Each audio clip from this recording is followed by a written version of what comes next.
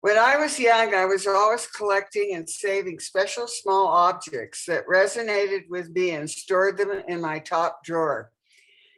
Over time, this collection of objects has grown and informs what I do when I make my narrative pieces. The Ziploc bags allow me to see what is available to use as I construct with my imagination. I make jewelry that is art to wear or what can be placed in a frame on the wall. I called my talk Ziploc top drawer because it really started, as I said, in my top drawer, and I can see the objects as I've had to move so many times. In the beginning, it was Calder who inspired me when I looked at Craft Horizon at the Willamette University Library while I was a college student. I liked what he did with the bronze and the forging, and found objects were sometimes employed. Every piece, it was an engineering feat.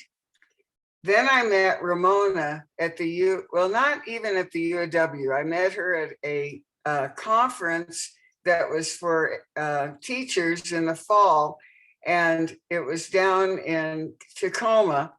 And she had not only her jewelry, but her collection of ethnic, and it was her jewelry that got me more than even the ethnic, although I loved ethnic jewelry because it was the rage.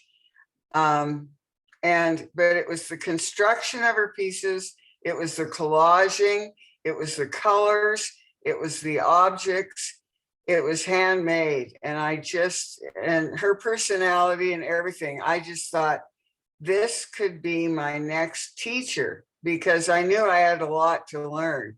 And I was still wondering if I was going to be a painter, if I was going to be a printmaker, if I was going to be a sculptor. And I knew I could be all those things, but I wanted to concentrate on one thing and do it well and make a body of work. Here we are. This is Ramona, Ron, myself, and Marion Gartler at a party. And I think it was at Ron Ho's house. So they were a fun group to hang around with. It was a social group. And I didn't know very many people in Seattle when I first went there. And I think I met Ron more in the 70s, not when I first got there, because I don't think I met him until the 70s, about 1970. Then I met Kiff later. This is the opening at the Bellevue Art Museum, and it's a photo of a Xerox. I apologize for the lines on the paper, but maybe that's kind of interesting visually. I don't know. Anyhow, Kiff was someone I met at a workshop down at the Oregon College of Arts and Crafts, and she had really cool shoes on. And she not only seemed interesting, I could tell she was intelligent and had a lot of depth to her that I guess I was desiring, even though maybe I had my own depth. I didn't know what it was. And here's a piece of Ramona's that I found in my scraps as I was researching things for this book that's has been written on me, and it's going to be published. And this is all cast. And I know she cast every piece of it and then assembled it, I can tell. And I think those are lemon slices for whatever reason. I can't ask her, I want to, but I love the way the whimsy of it. And, she did serious stuff, but there was some kind of, there was humor to her pieces. There was humor to Ramona.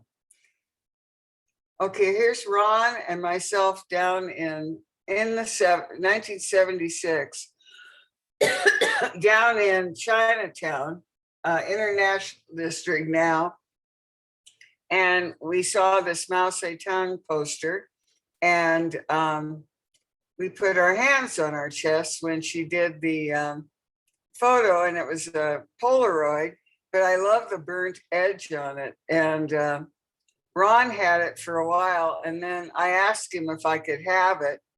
And usually he said, no, no, no. But he said, yes, you can. And I was surprised because I always loved it. I thought it was emblematic of who we were at that time. And I shared it on his passing with the Seattle Metals Guild. Here's Ron in Boston with me at the SNAG conference. And, he always, his regalia here isn't quite as exuberant. He doesn't have a robe on, he has a shirt on, but he always did the ethnic clothing. He was much more of a showman about wearing jewelry than I have ever been. And everybody enjoyed that. I think it was a gift he gave everybody. And I don't know, I just didn't think it was, I like earrings. That's what I do, earrings. Here is Clap Hands, Here Comes Charlie in 1979 that I made out of bone. And Ramona had first suggested that, I think I was taking a class from her at UW, and I wanted her work. She had some ivory in it, and I didn't have any ivory. So she said, I told her I wanted to work with ivory. And she said, well, why don't you work with bone? So I did go get bones at the Mercer Island Meat Company. And these were dominoes that I got at La Tienda. And then I was going to the Burke Museum and seeing masks. And the whole idea of this piece was that I met this cool guy, interesting guy. And I was really happy that I'd met him, and his name was Charles. So I called it Clap Hands, Here Comes Charlie. And it was sort of reminiscent of Picasso's masks, the African pieces that he was inspired by, but also those wonderful Alaskan masks that are at the Burke. The hands rotate up around the face, and that was because I was shy, and I was embarrassed because I thought he was really cool. This one is called Bear Up a Creek, and this is when I got news that he was going to move to New York City. And I had been to the Seattle Art Museum and the Asian art collection, and I attempted to emulate the Japanese technique of using bronze inlay and copper sheet and then oxidizing the piece. And if I had Nadine here, I'd ask her what it's called in Japanese, because I don't have my book here that tells me, and I haven't looked it up, but here it is. The resulting finish where the copper turns black and the bronze remains bright. The narrative, I'm the bear and I'm not catching the silver fish that I want. My new boyfriend has another plan and he doesn't include me. And all I can say is darn. So I went on. This one is also about him in 1981. And this one is influenced. He had actually told me to do stories. And I thought that was an interesting idea. He said to me, you always tell stories. And I've had that said to me recently by Susan Cummins, who's writing, the book is my stories. And I don't think, guess I'm kind of like an old person that wants everybody to know what I'm doing. So I tell them a story, I guess. I don't know. But Chief Bone Gone Fishing was about Charles. And this necklace was inspired by one of my favorite children's books, Clancy Hauling in 1941, Paddle to the Sea. The story never left my mind about a young boy who carved the figure of an Indian in a canoe and set him on a melting snowbank when the spring sun was turning into a tumbling mountain stream. Then Paddle began a journey that took him hundreds of miles from his birthplace. He was buffeted by many winds and currents and helped on his way by human hands, until at last he reached the Atlantic and earned the right to be called a true paddle to the sea. This is where my story began, in a necklace, a story of giving and ultimately getting paid back by traveling the world. This piece has true significance because telling and making became the artistic venture that I passionately continued to pursue. And my intention stemmed from this piece. It really did. And I went on, but I also was very impressed by going to a museum or a gallery and seeing the work of a person on the wall and realizing that they were actually investigating something. And jewelry is something you can investigate because there's so many techniques. This one is called Three Dog Night, and I did it in 1981.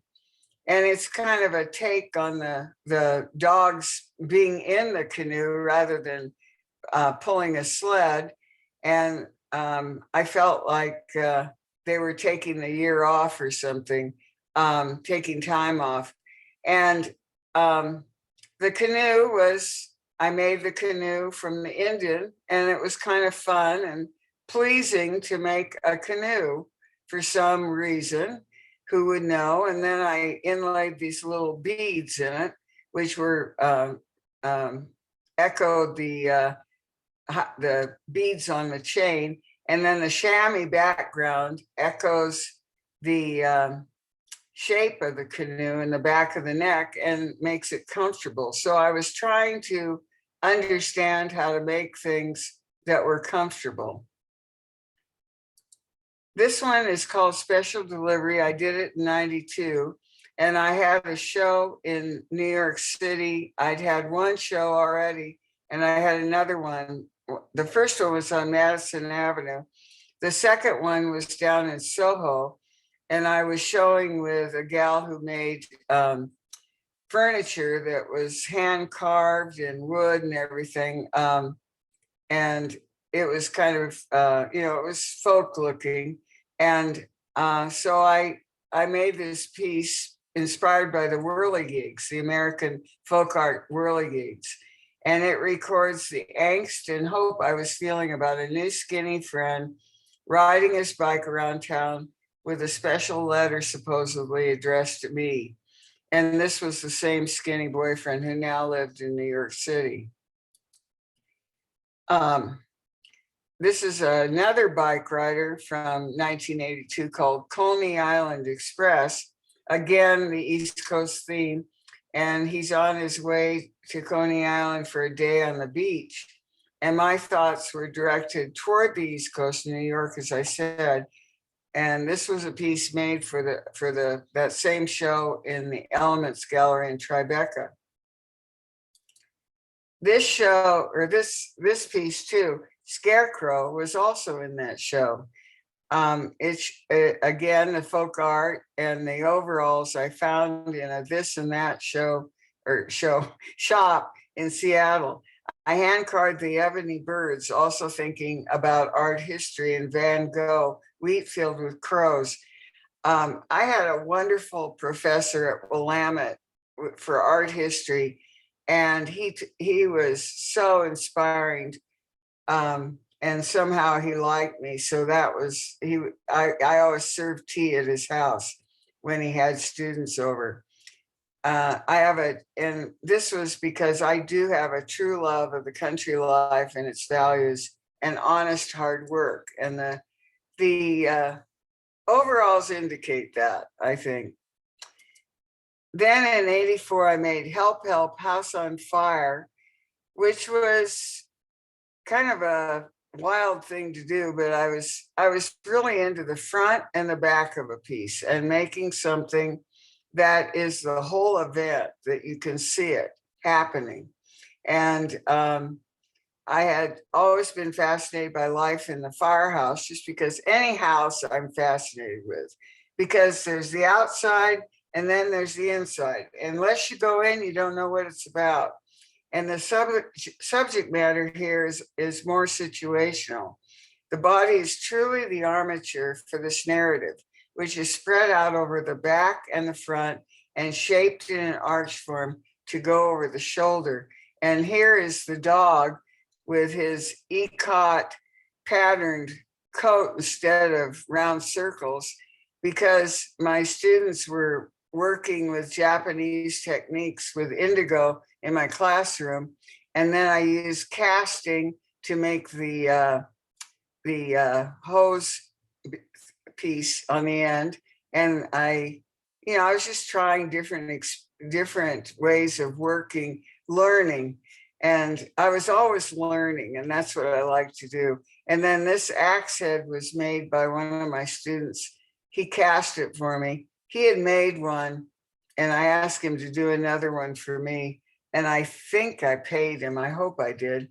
Anyhow, this is a enamel on the back. And of course, we were doing enamel too. So I just threw some red enamel and I counter enameled it. Now nobody counter enamels, which I find kind of distressing because it needs that backing.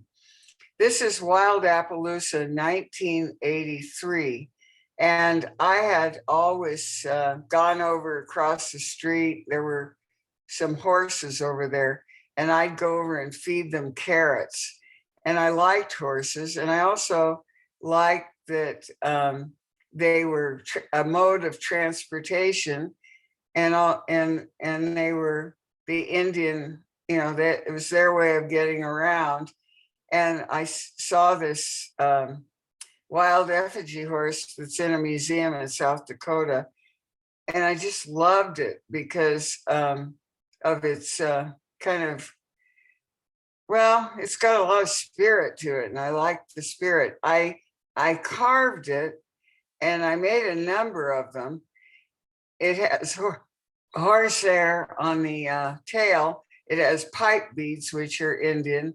It has a leather ear, and it has a leather bridle. I made a number of these, and they all had a different theme. I did Custer's Last Stand. I can't remember some of the other names right at the moment, but here I am on a horse when I was 4 years old in our house in Irvington in Portland, and a photographer came by, and as you can see, I was very, very proud that I was on a Shetland pony. I have found that only Shetlands like me. The big ones kick me off because they know I'm afraid of them. And this one is called I Get a Kick Out of Champagne in 1984. And the little glass shoes that are on the legs that swing back and forth, I bought with Ron Ho from a trader that came to see Ramona from Africa. And I included some electrical telephone wire from the Wallingford Telephone Company and a round eye that was made out of color core and copper and silver, and 1, 2, 3, 4, 5, 6, 7 legs. Yes. And I think one of them, I think it's because I only had one more shoe left. I can't remember if it was that or I wanted to be silly, but it was made in response to my dad and mom being members of the Parent Teacher Association at my grade school. This piece was inspired by a skit that my dad participated in on stage with some other men, covered in a blanket with a fake horse's head. I was intrigued by the transformation and never forgot the power of the stage and the costume. My pieces are kind of, they're kind of stages in many ways. This one is a stage, and it's about boxing. It isn't that I like boxing, but I find it kind of bubblegum comical. It isn't, but I think after seeing George Bellows' painting of the fighters, the graphicness of it, the crowd, the whole thing. And here I did, and I always did sports because my family was very involved in my brother's sports activities. And I like the moving parts. I'm seeing boxing in a different light as a conversation between two people. some of it good, some of it bad. I created an ambiguity between the figures with the angry conversation seeming to take place between them, but the question is, are they shaking hands? What can two boxers do with one glove between them? I work with mystery between myself and what happens along the way. I really do. I don't understand myself when I work. I just go with it. It was a little bit about my sister and I. We used to fight, two sisters, but we didn't slug each other, never. And then I made this safety pin in 2016 more as a kind of symbolizing the quest by women to stand up for their rights. We can do it. Always challenged by something new, making a three-dimensional closed object from scratch using repoussé, chasing tools, and pitch. The problem, two different sides that need to mesh at the seams to make a glove. Why the title safety pin? The notion of wearing a boxing glove held by a chain, ready to assert and fastened with a safety pin as an accessory that symbolizes success and power. So my mom was kind of she graduated from college in 1932, but she was kind of liberated, I would say, and encouraged that in both my sister and myself to be able to take care of ourselves and, not depend on circumstances because you never know what's going to happen. Okay, then I did Rah Rah Siskumba 85, again, a sports theme, and my observation of the preoccupation of society with sports and wanting an audience for art jewelry. I have always used all kinds of materials to give expression to my ideas. I will use whatever it takes to make the message clear and graphic. It is the non-precious material that allows me to make what I make. At the time, I was teaching at Mercer Island High School, where the social agenda was driven by sports. There were a number of football players in my jewelry class making necklaces. They all wanted an A. They would come up and look at me like, what does it take to get an A? And so I said, all right, you guys, I want you to spend a day wearing the necklace you make and wearing it around school. And then I want you to show up in the lunchroom and walk through there. And that's the way you get an A. So anyhow, that was it. And they went about suit. They got on with it. Now that's the front of it you're looking at right now. Here's the back.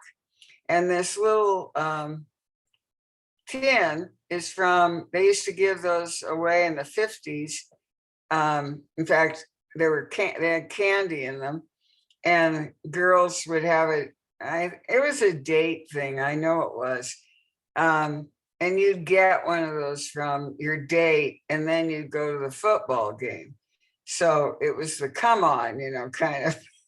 Anyhow, so this necklace is a sandwich board, front and back, like the old sandwich boards they used to use in advertising, reporting on the action of the football game, the kickoff, the crowd, the goalposts, an evening of drama, maybe sports. And it brings out, I really think sports are every man's art form. Thoreau might have said that, but he never got to it.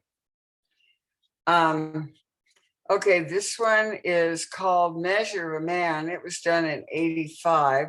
The last one was done in 85. That's what I thought. And I had one more of those figures left. And the ongoing question is, what is the measure of a man? He's carrying the 8-ball and having a smoke to contemplate his next move, with the only answer being shared with a mouse in the corner. And my brother came to my opening at Travers Sutton Gallery, where I had this piece. And he really thought this was an interesting piece.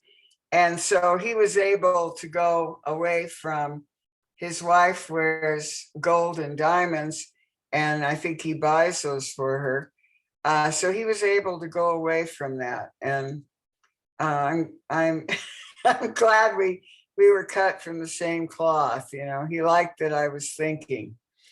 This one is called LH Beanpole 1983, and I liked making I wanted to make a fishing pole. I made it out of silver tubing. I made it look like bamboo. I used some electrical wire that I got in Seattle at a place that was across from the PI building. And it was, they had all colors of, and so this was just braided, as I remember, and it has abalone on it. But the fish was from, it was an Eskimo scrimshaw fish. And, you know, Ramona had one of these fish in a piece of hers at one point. And I was still emulating her in many ways, but I was trying to depart and get my own style. And she had all that ethnic stuff. And I hadn't traveled that much. I'd gone to England, but they have a lot of the same stuff that I mean, we're a type. I'm a type of, you know, I'm from, my parents are, or my dad was from, his parents were from Scotland, so I understand that whole thing. And so I just had to keep thinking American. That was my quest, to think American, because I had to work with what I knew. And this is a shoulder pin. So I was, again, dealing with the theater of the body and the person moving through crowds, you know, and even if they weren't in a crowd, I like the idea of making it a spectacle of some sort. I made this one in 2017, and it's a neoprene fish that I made, and the reel actually works. The other one didn't work. And it was for a show at the Waterworks Gallery called Crossing Borders. So I thought of everybody fishes up in the Sound. So I thought that's an okay thing. I did a rowboat for it, and or riverboat, and I did, although it was a rowboat kind of. And I also did, I did a piece called Either Or that you'll see a little bit later. So they were all about kind of the water. I mean, I'm inspired by the flora and the fauna, and, you know, I don't like cactuses. I like fir trees and pine trees, and I like our coast, and I'm just a Northwest gal. This one's called Rule of Thumb 1986. And this was shown again at that same, or at a show at Traverse Sutton, maybe later, I'm not sure. I found and purchased this vintage ruler, attracted to the quality of it, remembrance of a yardage store in Beaverton, Oregon, where my mom would take us to buy cloth for the clothes she would make for my sister and myself. It is a pun that describes the way I go about most things, using my intuition, creativity, and innate abilities to make something work. The eye was carved out of basswood with a painted iris as well as the thumb. The fish was cast with the lost wax method. And during the time I was preparing for this show, Kiff and I talked on the phone after school every night. And it was a time when we really shared. It was really fun going through the struggle together, you know, and making things. And I admired her so much because she was a full-time jeweler. And I was just trying to make it work, even though I worked all day. And I had the energy too. I did have the energy. This is a number 2, please, 87, what every teacher wishes for on testing day. So with an eye out for cheaters and a whole lot of number 2s, the testing goes on. That's why I taught art a much better use of the pencil. And this piece, I did the carved basswood eye again. I repeated it. And originally I had found a little pair of paper eyes at the Hat and the Heart they were like a mask. And I thought it was so cool. I still have it. I love looking at it. It was probably from Japan. Okay, this one is 1987. What a pair. And after growing up in a household, observing the dynamics between my mom and my dad, I had to make this piece. My mom was the queen and presided over us all 24/7. My dad wasn't much of a provider, and my mom really made it work, including putting 3 kids through college with the help of financial aid on a secretary's salary. And, I was thinking about this a little bit more. I think that, my dad really was more of a communicator with me than my mom. But my mom was always, she worked in the school where we went to school, and she was always, there was a stick of gum, or, well, I have to admit, I ate the frosting off the cake when I got home sometimes, and it upset her because we didn't have much money and she had to worry about dinner. But she'd say, "Oh, Laurie ate the frosting off the cake again. It just looked so delicious when I walked in the door. I had to eat it." Anyhow, this piece was made because finding the pair in a Hat and Heart again in the Madison Valley. And I had always lived with the apple boxes that my grandfather had made when they lived in Hood River. I used them in my studio for shelves, and they ended up giving me a summary of my parents' relationship. It did work. You see the olive branches. Mom was the queen, as I said, Dad was the king, but it worked.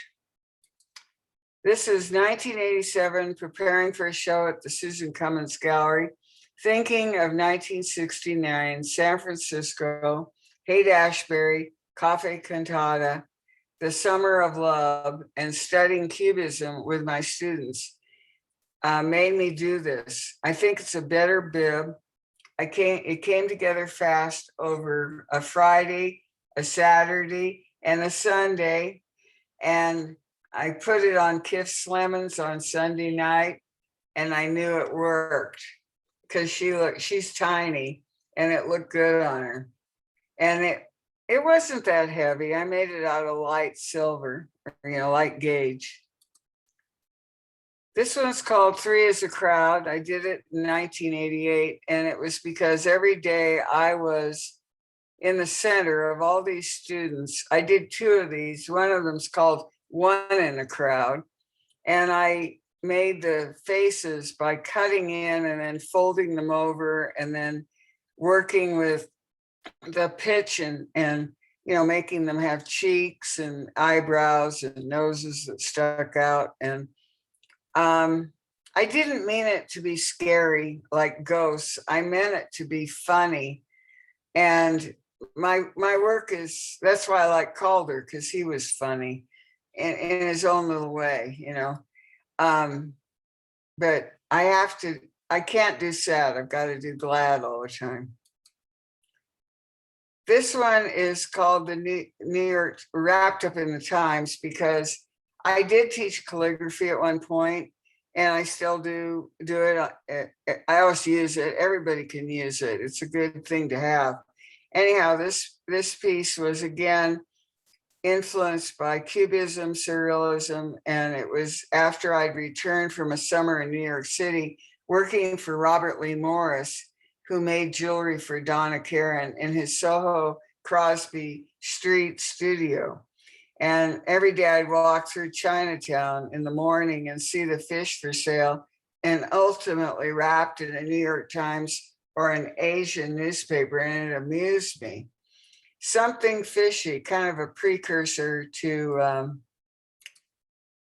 fake news. Eyes Behind the Times was when I came back. I I always would look at the bald head of my neighbor reading the newspaper, either in the morning or at night. And it was a normal segue to do Eyes Behind the Times because I had a neat pair of I guess you'd call them lunettes. I think they were for reading, and they had adjustable arms on them. And so I made see how they could go up or down. This was aluminum, and the fish, the background, cutting letters out of aluminum is a lot easier than sterling silver because it's soft. And so I was able to do a pretty good job of representing the logo. Anyhow, it was kind of a fun, I usually feel inspired if it ends up being kind of good. I don't just make stuff to make it. I have to have that notion that I've got a really good idea. Stumped was done in '88, and it was due to the fact that one of my talented textile students went to New York and went to Pratt Fine Arts Center and started to, Parsons, and worked for Donna Karen. And when she graduated, she sent me, when she was working for her, she sent me these slices of wood that were buttons. They hadn't been drilled in the center. And I was prompted, again, by a deadline, by material, a compass, and also at one point being momentarily lost in the North Cascades on the Yakima Indian Reservation when we were doing part of the Pacific Trail in the late 70s. It brought the idea together because when a compass is sitting horizontally,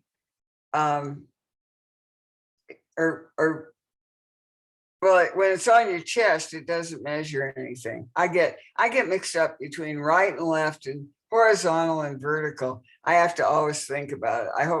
I think this is, I'm not going to worry about it. You guys figure it out. Okay, In the Woods, 2008. I did this one when I moved to Portland. I lived in a great little cottage that was on a green belt with, I loved it. And the trees were, it was like it really was a tree house. The trees were right out the window. And I had some of those rounds left. They were all the small ones. And I was thinking about the beauty of the woods. And so I put citrine stones. I needed to learn how to do a gold bezel around the stones. This piece was very hard because it required an awful lot of detail work. And I think I worked on this piece maybe not 2 weeks. It was like 3 weeks. But to me, the citrines help express the beauty and the mystery of the woods. And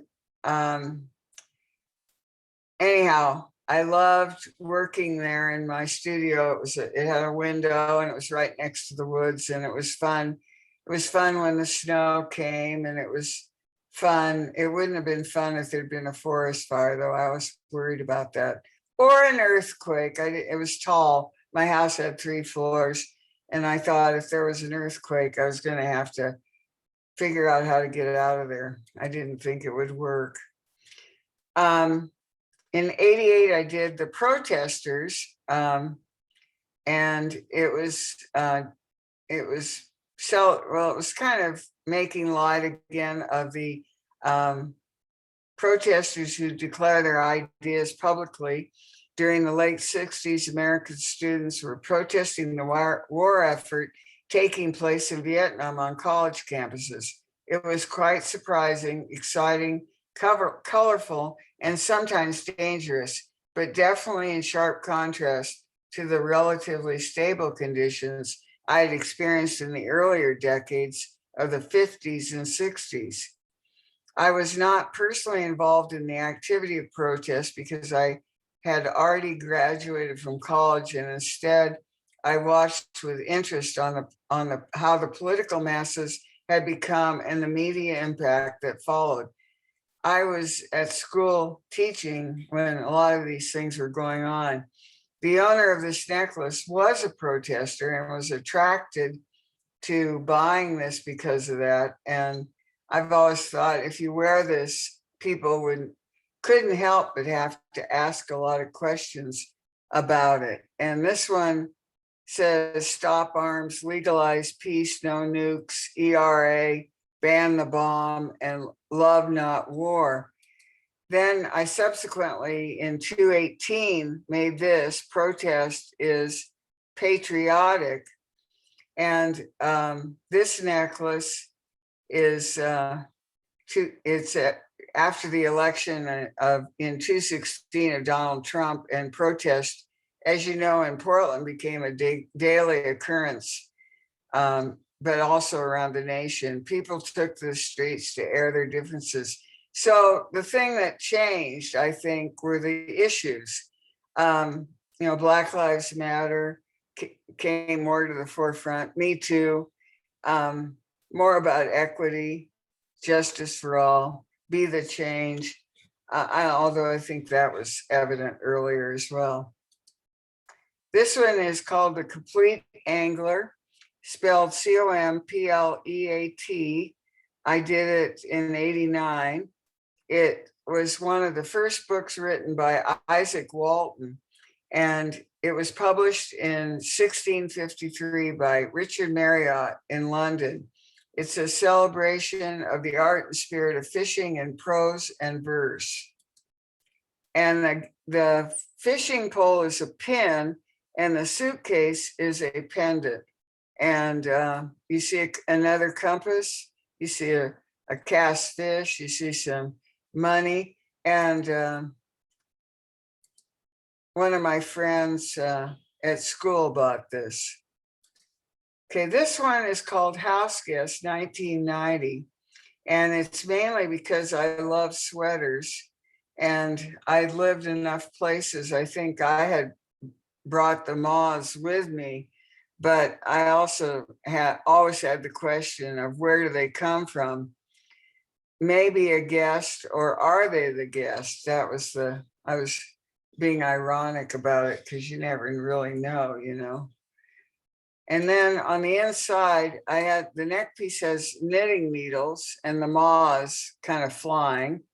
And then the sweater was made by my Chinese surrogate mom, Loretta Chin, and she crocheted out of that same electrical wire that I got so long ago in that building across from the PI.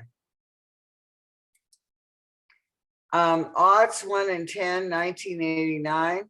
The chances given to a single woman in America for getting married, the race against the odds that I was not winning. With the found Victorian game piece at hand, this piece took form. Fun to make this piece, the horses go back and forth on the tubing tracks. It's not perfect. I can't manage perfect, but I am a perfect. I do like to make things, and I'm not a great craftsman, but I am. The perfection allows me to drive it to the end because I'm very passionate about what I'm making. This one was Umiak, 1989. It's a boat that was used by the Greenland and later by the Alaskan Eskimos for transport. And I like the idea of movement. That's why the running horse and all of that. I just like movement. The boxers were using their arms. I've always been moving, it seems. Maybe that's why I like movement. Anyhow, the Umiak is a woman's boat as opposed to the kayak, which is a men's hunting and fishing boat. Fun to construct in sterling silver. And I used various textures and tubing and all kinds of things. a beautiful structure without the usual sheath that covered the frame with walrus or sealskin, and it needed to be oiled time after time. I didn't include the sheath because the structure was so beautiful. I had to stop. There's that point where you have to stop. I continued that on with the next piece that was called 360, because if you're in a boat by yourself and there's one oar, you go in a circle. And it really is another singular perception of being alone and, making it on your own. So it's a metaphor in many ways. Then I did Riverboat in 216, which includes the U-wood as a decking and as seats and as oars, because what better way to spend your time on a Sunday afternoon than rowing down a river in the company of a special friend. I'm always a romantic. I'm always thinking, I like the Impressionist paintings where they're in boats and the ladies have big hats on and everything. There's something about, tea for two and rowing a boat with two. I like all that stuff. I'm kind of an old romantic. Then there's Puzzled and Riveted, 1991, and I was struck by the U.S. military events that were involved in the Gulf War in 91 and 92 being reported on the television nightly news. I reacted by making two airplane wings with two emotions, puzzling and riveting, as epaulets. So I wore them on a black blazer. One of my students was flying an aircraft, and I made them thinking and wishing for his safety, using rivets and then tie tacks on the back of them. Then in 92, I had a show at Mia Gallery, a summer show, and it was playing with this one plays with the notion of Nowhere Man from the Beatles song. I made 6 pair of glasses, and I made them in a month and a half, and they were all asymmetric, and I had to tape them on my head basically because I was alone standing in the basement in my studio trying to figure it out, and the compass indicates no direction because it's sitting vertically, not horizontally. There we go. Red lenses indicating slide out of the norm, and the arms, a question mark and an explanation mark, explaining the dilemma of it all. The man who doesn't know who he is or where he is going. I really had met a lot of those men, and I always was intrigued with them because they had another idea and I wanted to know what it was, and I found it intriguing. So this one I did Measured Perception, also 92. And I went all the way up the highway to Burlington, Washington, to get, I had heard they had boxwood rulers. It was a Sunday afternoon. I had just the amount of time to get there that it would take, and I arrived right before they closed. And this is modeled by my student, Russell Eng, who unfortunately, he was Chinese and French, and he died in an airplane that went out of LA shortly after he graduated from high school. And he was a intelligent, interesting young man. And I used my students as models. Measure of a Man was one of my models, John Stuntz. This one I also made about 92, and I think I made it after the Eyeglass show because there was a show at the Oregon College of Arts and Crafts called Op Art, and Deb Stoner got the idea for the show from looking at my glasses, and she started making glasses, and she ended up working for LAI Works, and hers were real, you could wear them every day. So I was really learning how to make glasses in an odd way, of course. And I used coin mounts for the lenses. I got these lenses. They were for welding and just a shield on a welding thing. And there's a spirit level from a carpenter's instrument in the top. And that's where I got the relevance for the title. And the wood grain echoes Roy Lichtenstein. And I could carve my other material, aluminum, because it's light. I always would throw it in. It looks like people will look at it and they think it's silver. I know it isn't, and I didn't say it was silver. I was honest about it. And it has fabricated facsimiles and nails for the arms on the spectacles. I was very I was looking at all the parts in a glasses, and I was trying to get better at it. And this one, I think I did the best with the arms. That rivet that's in this little receiver for the arm, that was hard to get in there. It was not easy. And I had to have somebody assist me holding it because I thought, I can't do this. This one is called Left, Right, Left, Right. And I made a number of these necklaces, probably 6 of them. And I'd always have 16 to 18 pairs of shoes in them. And I didn't cast it. I fabricated every shoe. And it was in response to a call for work from the Bellevue Art Museum. And Ramona was the curator. And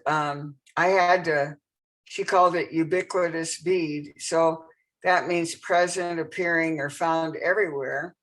And this was my solution to the bead problem, defined as something with 2 holes in it, was to make pairs of small shoes strung on a chain as pendant. I fabricated at least, well, I already told you, 6 necklaces. Each pair is designed and fabricated with its own intent. There's no formula here. It was inspired by shoes from the 1st grade forward, standing in line with everyone walking 1 foot in front of the other one. Left, right, left, right. And I always, like a lot of women, I love shoes and I like looking at them. And also I was part of a shoe contest in high school where we had to make paper shoes for Nordstrom's, and I won a prize. So I knew I had my students make paper shoes too. It's kind of a fun thing to do. This one's called A Soul Selects Her Own Society, 1993. It's from a poem by Emily Dickinson. And it was, inspired a little bit by Kiff and her great sense of all of her. She was an part English major for a while, or I think she graduated as English major. And I got the personals from The Stranger, and the figure that the head is in the back. It says A Soul Selects Her Own Society on this rat. This is the head. And then I made a chain that looks like, could be head shapes. And they're really funny, those personals. And I'm kind of glad I did it now because, personals, it's all art media now, anyhow, it was about choosing one's companions. It also sheds light on the introverted personality, content with few, but intimate friends, which I am not. I am and I'm not. I'm half that way. I need my time alone to do my work, I can't do it with a lot of people around. This one's called Overboard, 2003. And Portland, Oregon is the city of roses. The city celebrates the Rose Festival in June every year, bringing events to the city and sailors. Growing up in the suburbs of Portland, Cedar Hills, I couldn't help but pay attention to a neighbor girl who was very promiscuous and would always go downtown to find her man. and I believe she was successful at one point or another. This one's called Miss the Boat, 1994, because if you miss the boat, you have a problem. And I had a bad habit of being late when thinking about something else or trying to finish up important details on a project. And I lived for 2 years on Vashon, and I did miss the boat. Well, I had to sleep one night on the dock. And so I want you to notice how the face seems to be pausing, going, because as a late person, I want you to know that sometimes you're not even thinking about the time. It's in the back of your head. It's not present. And I would get there. This one is about a boat, 1994. And I bought 2 World War II boats from a little store that was in the U District in the basement of a house. And he had all these were toys that were made, or not, they were toys, miniatures made by Boy Scout or Cub Scout troops. And this toy ended up being a toy on display. It was called About a Boat because I made up all those signal flags and the cross at the bottom with a rock. And then I went on to make Nautical Mile in 94. And this one really, I had to make it different. It was a bit of a challenge, but I had a piece of sea glass and the anchor was different. I think Mia McEldowney had given me the Ashley Book of Knots. And so I used that to, look for knots. And I used it in a number of pieces. She was very supportive of me. And I love the way she displayed things. She'd put she left the jewelry out so people could feel it.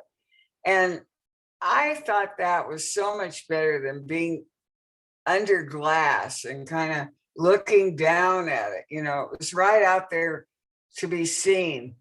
And it was fun. Her gallery always had lots of colors in it.